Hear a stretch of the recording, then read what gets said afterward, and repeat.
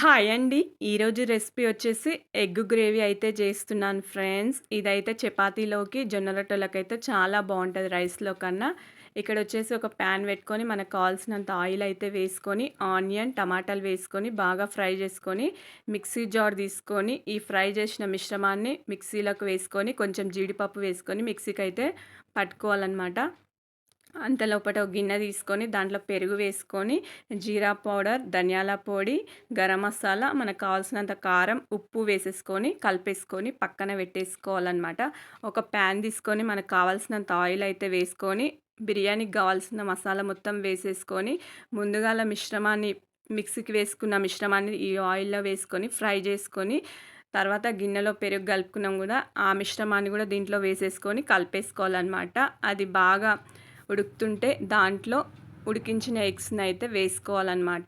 ఇది egg gravy నేనైతే ఇలా చేస్తాను.